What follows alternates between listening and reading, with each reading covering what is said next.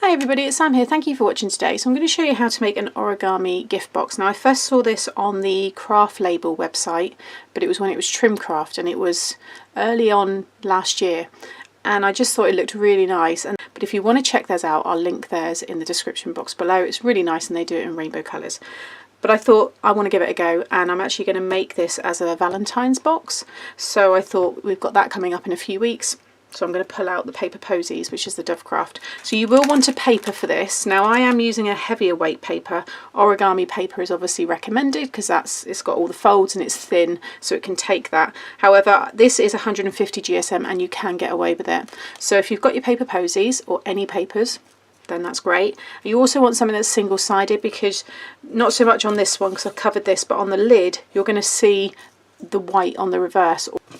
It's really easy. The base is done exactly the same way as the lid, so I've already done that one here. Basically what you need is 16 pieces of any size square that you want. Like I said, I'm doing 6 by 6 because this is already done, but you could use 12 by 12, 8 by 8 or any other size. So if you have got a specific gift that you want to put in this, then you can just check the length of that and then make the box according to that gift. So if you're using 6 by 6 papers, it will be a 5.5. Yeah, it's about 5.5. If I do point to point, it's 5 3/4. Yeah. So it just gives you an idea. Anyway, so grab your paper, and I'm going to show this one here, and then you just do that 16 times. Okay, and you can see all of these ones that I've got here. So this is the shape that we're going to create. So first of all, whatever paper it is, you want your pattern facing down, so you've got the white side up, or basically whatever. If you're using double-sided paper, whatever print you want to be on the outside, have it facing down, because you can see that's what I've got there.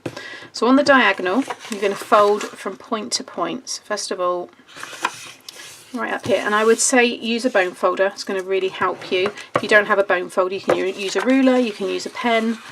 It's entirely up to you. And then again on the other corner. Okay, so I went across one side and then I went across the other, so you'll have 4 triangular segments. Then you want to, again, starting from one of the points, you're going to bring each point now into that middle section. So I'm going to bring that one up.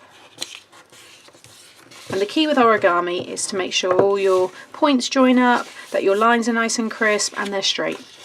And then you're going to bring up the next one and just make sure it sits nice and aligned with that one, and you get your point down here nice and sharp, and then just work your way around. Again, I'm going to do that one. I'm not going to speed any of this up because I want you to just be able to rewind and stop easily. And then you're just going to do the last one there, and you should have it all meet up. Get the odd little bit of white, don't worry too much, but try and get it so that it's all concealed like so. Okay.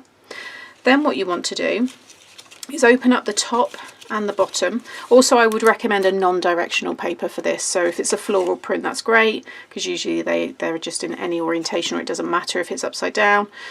And you can see things like this that I've used there, that doesn't matter. You're then going to bring the bottom up, and this point is going to sit in the center of this line here. So you'll have the line, you've got the score line going down, or the fold line. So you're just going to line that up to that point there and just fold.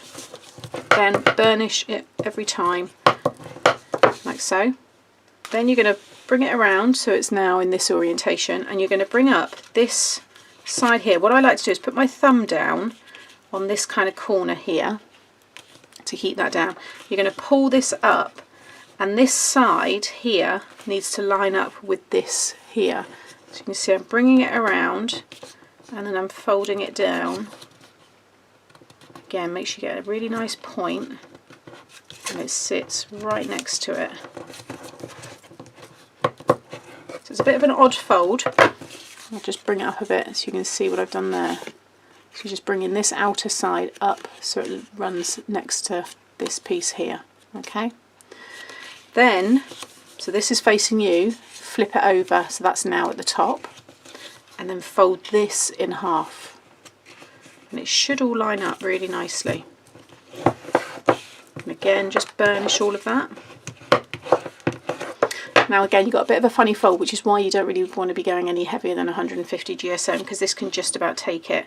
But you're now going to bring this side to run along with this one. So it's similar to the fold you just done, but you need to bring this up as well and lay that down. So like I said, it does feel a bit weird, but trust me, it's, you know, it is what you do. And just, again, fold that all down. So again, if I just bring it up, you can see you're just bringing it up so it runs. You can't really see it there, but you're basically making sure it lines up with that piece there. And then it will just continue down. And the point will be at the top of that square piece there. Okay? And then you've got the two side, these pieces here in this middle bit. Just open that up. And you've got this kind of one of the corners basically. And that's it. That is what you want. And then you need to repeat that 7 more times, or like I said, 16 more times if you're doing the whole box. I mean, you might want to just do a nice little decorative tray for your desk. You know, that's really nice. That would just mean you need the 8 pieces. Okay, so now what you want to do is, I've got these little bits folded under, but you'll have them like this. Now, how they do it, the official origami way, I guess, is this now goes in here and it locks in. That piece just clips under there. And it locks in like so. Okay, and you'll just go around and do that with each one. So this one again, you would lock that in. It's a little bit fiddly, but you're just kind of pushing it in, and can you see, and it soon quickly starts to form that lid. However, I'm going to change this a bit. Now if you're doing the base, I guess that's what I would do. Just go around, link them all in, and once you get to the last one, just clip it in.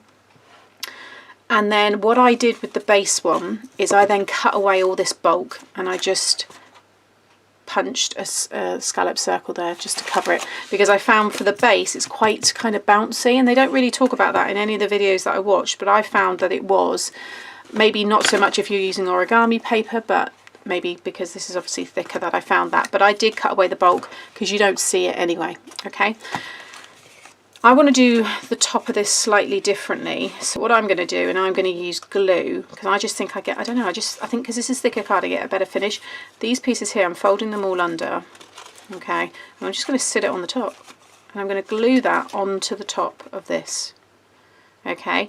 But as I'm doing this, I'm going to do it whilst I'm putting it on top of this, so I know the lid is going to fit, okay, because you do want it to obviously just be that little bit bigger.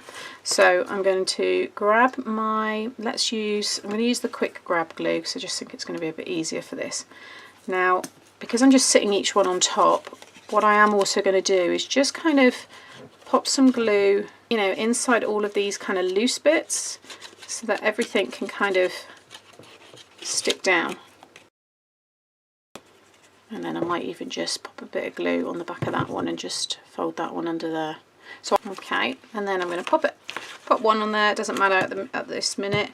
And then I'm just going to actually, first of all, I'm just going to put the glue around here, and then you can see where it's going to sit. So I'm going to pop glue all on this bit here, and then whilst it's on here, I'm just going to lay that down.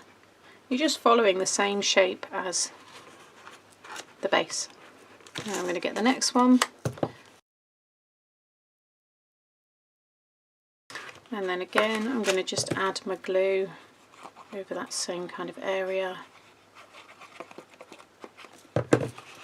keeping that all in place. It doesn't really matter which one it's following at this point, and then sit that one over there. And once I've kind of got it in place, I can just take it off, and then I can apply some pressure there. I actually didn't put any glue on the side here. Okay, so already now I'm confident that's all starting to sit nicely.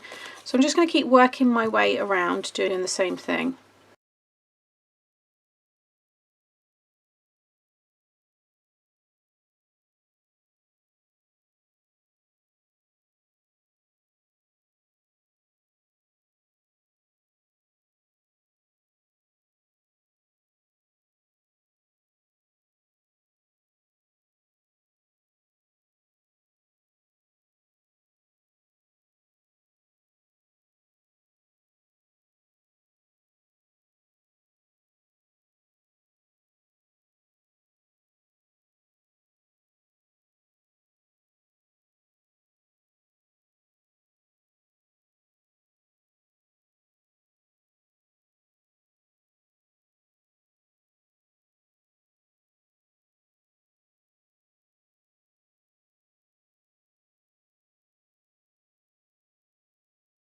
Okay, so I'm now down to the last one. So I'm just going to put that back over there. And don't worry if you've got a gap and everything like I've got there, because it's all going to get covered. And it just continues the same. You should have a little bit each time. See, I've got a little bit of the one below. So it will all, you know, just adds to the pattern. So this one now is going to go, let's take the lid off for this one actually. So it's going to go over and then under that one. So that needs to come out. Just follow your pattern. But there you can see now how cool does that look on top. I absolutely love this. So again, I'm going to lay it on there, and then you'll be able to lock that in and just add your glue again. So what I might do is, yeah, I'm just going to, I think I'm just going to pop my nozzle in here just to kind of initially tack it down. I can always then go back in with a bit more, you know, glue if I need to. And under this one here.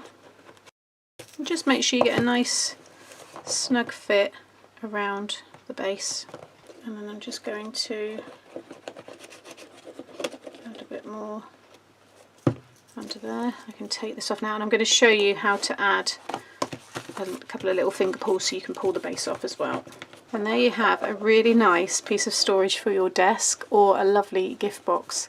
It's just got such a nice handmade feel about it, and it actually does remind me of some of the packagings and gifts I received when I lived in Asia, because I'd received lots of beautiful things like this. Now you have the hole there because of the way that I've constructed it, but I really like it anyway. But if you're going to put a gift in there, then obviously put some tissue over it. However, I was going to use this tag, but I almost think it's a bit big, so I think what I'm going to just do is I quite like, no I don't like I liked the idea, but I have, see, that actually looks really pretty.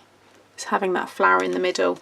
Okay, so I have ended up going for this. So it's just one of the decoupage little toppers from that pack, and I will eventually attach it onto here, but obviously I want to be able to write on it, and I'm going to have it just there, and I think it looks really, really pretty. But I do just want to show you, I'm just going to pick that out for the minute, but if you want to make that easier, I'm just going to use a punch here. This is the 1 inch, and I'm just going to, if I can get it in there, yeah, I'm just going to go up as far as it'll let me, make sure I've got it in the middle, and just punch through all those layers so you get a little arch there, and then do it on the opposite side there. So again, just go up as far as the punch will let me.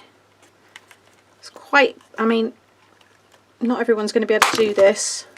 You could always cut just a little triangle as well, but now when I put that back on, it's really easy to just hold the sides now and take that apart. But there you have it. I think it looks gorgeous. I'm so pleased with this. It's really neat, and I have a lovely gift tag to finish it off. I'll probably just end up gluing that on there, I think.